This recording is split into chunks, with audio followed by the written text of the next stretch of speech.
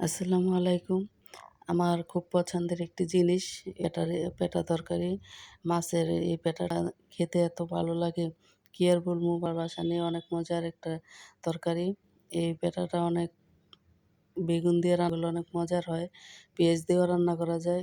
আপনারা এর সাথেই থাকুন আর এই পেটা দিয়ে রান্নাটা দেখতে থাকুন কিভাবে রান্না করি। আর আজকে এই পেটাগুলো রান্না করব। চলুন রেসিপিতে চলে যাই। এখানে কতগুলো পাঙ্গাসের ফুল নিয়েছি, কিনেছি বাজার থেকে। এই ফুলগুলা অনেক খেতে মজা লাগে এই ফুলগুলা। আর এখানে এই রুই মাছের এই পেটাগুলো কিনেছি, সাথে তেল চবড়িও অনেক আছে। আর এই চবড়ি জাতীয় এই পেটাগুলো অনেক ভালো লাগে। আর এই ফটকার মতো যে এটাও অনেক ভালো লাগে খেতে এইগুলো। আর আজকে ভালো করে এই পেটাগুলো ধুয়ে নিচ্ছি রান্না করার জন্য।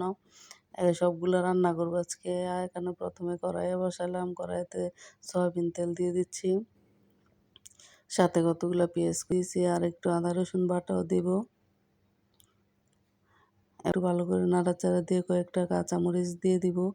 আর এখানে আবার জিরা বাটা আর মরিচ বাটা সাথে বেটে নিয়েছিলাম, এগুলো দিচ্ছি। লবণ পরিমাণ মতো দিয়ে দিলাম।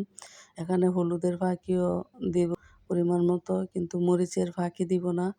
মরিচের ফাঁকি ছাড়া আজকে কাঁচামরিচ দিয়ে রান্না করতেছি। কিন্তু আপনারা চেষ্টা করুন মরিচের দেওয়ার জন্য। মরিচের ফাঁকি দিলে কালারটা আরও সুন্দর আসে তরকারির, অনেক ভালো লাগে খেতে। এবার ভালো করে কষানো শেষ হলে কতগুলো বেগুন কুটে রাখছি ফালি ফালি ফালি করে, এই কুটে রাখা বেগুনগুলো এই কষানোর মধ্যে দিয়ে এখন ভালো করে এবার নাড়াচাড়া দিয়ে নিব।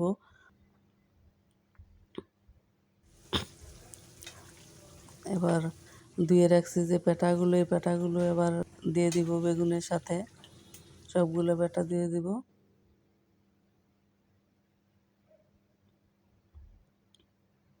এবারে বেগুনের সাথে পেটাগুলো ভালো করে একসাথে মিশিয়ে নিব। আমি এই পেটাগুলো এই কাটি নেই, আস্ত এসি। আপনারা চাইলে কেটে নিতে পারেন, যার যেটা পছন্দ মতো করবেন।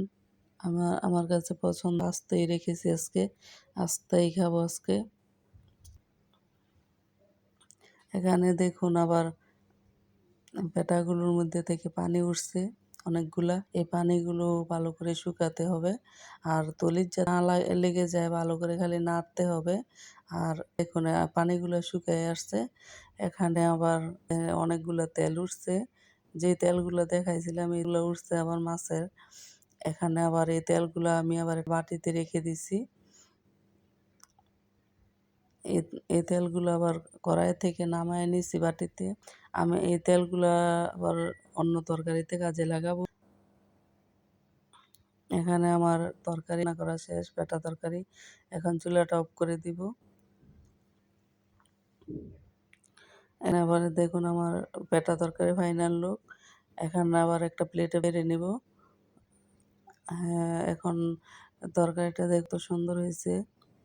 ভাগ্যিস পড়ে নাই, যেতে হয়েছিল বাটি থেকে ঢালার সময়, কড়াই থেকে ঢালার সময়।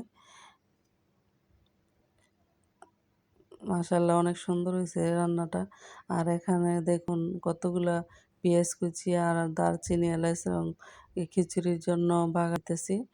এখন এর মধ্যে একটু পেস্টটা কষে আসলে আদা রসুন বাটা দিয়ে দিব।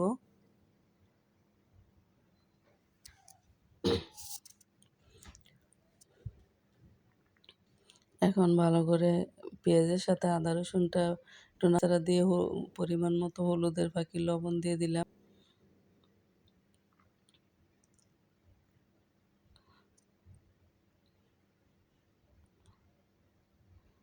এবার একটুনি এ জিরা বাটা আর কাঁচামরিচ বাটা একসাথে বেটে নিয়েছিলাম, এগুলো দিয়ে দিচ্ছি।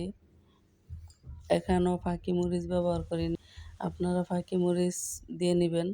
আমি কাঁচামরিচ দিয়ে রান্না করতেছি। এখানে আবার 2টা কাঁচামরিচ দিয়ে দিলাম। এখানে আবার পোলার চাউল আর মসুরির ডাল ধুয়ে রাখছিলাম, এগুলো আবার দিয়ে দিচ্ছি এই কষানোর মধ্যে। এবার ভালো করে চাউলগুলো ভেজে নিব। আর এখানে আবার পরিমাণ মতো পানিও দিয়ে দিচ্ছি। পানিটা ধরেন ১ পট চাউলের মধ্যে ২ পট পানি, ২ পট চাউলের মধ্যে ৪ পট পানি আরকি পরিমাণ মতো দিতে হবে। তাহলে খিচুড়ি ও পোলাও ঝরঝরে হয়। আর এখানে আবার পানিটা একটুখানি কমে আসছে। এখন ভালো করে নাড়াচাড়া দিয়ে নিয়ে চুলাটা একটুখানি কমিয়ে দিব, দমে রাখবো। এখন দেখুন দমে থাইকা পোলাওটা কত সুন্দর হইছে খিচুড়িটা। মাশাআল্লাহ অনেক মজার হইছে খিচুড়িটা, দেখতেও কালারফুল হইছে, ঝুরঝুরে হইছে।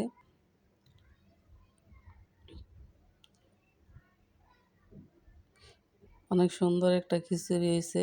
খেতে অনেক মজার লাগছে খিচুড়িটা।